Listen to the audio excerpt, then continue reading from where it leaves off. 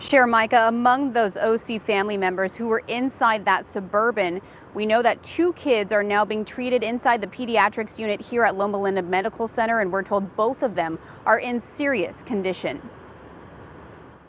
When I got into that one lane, I looked ahead of me and there was this kid in the 4th lane just flailing around on the ground, and people were just driving around him. A scene that dermatologist Dr. Timothy Joshin will never forget, the aftermath of a deadly crash along the eastbound lanes of Interstate 10 toward Palm Springs, his instincts kicking in. So I stopped, got out, parked in the median, got out of my car and ran up to the kid. It was a sight of confusion and chaos. The crash happening just before 7:30 Mother's Day morning west of Hagen Lehman Way in Whitewater.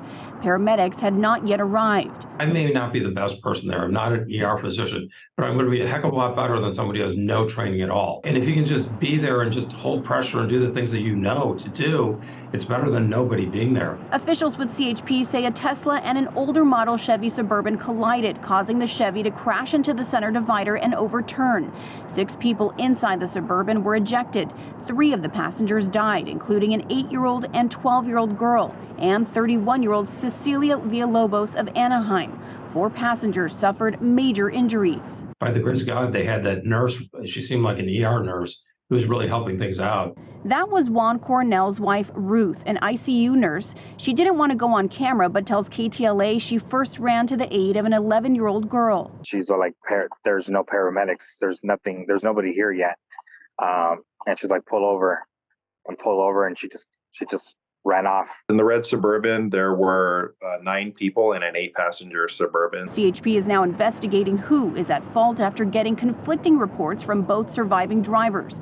Meantime, Dr. Joshin says it was a surreal experience, one that he hopes will teach people to help when they can. Even people that could just stop and keep cars from running over this kid is helpful. You know what I mean? So I think it was disappointing to see the number of people that just kept driving around. And a spokesperson with CHP says that some of the passengers inside that Suburban were not wearing their seatbelts. So this is just a grim reminder to always wear your seatbelt. In the meantime, they are investigating, and that means they're going to be looking for any dash cam videos that they can find to show what exactly happened.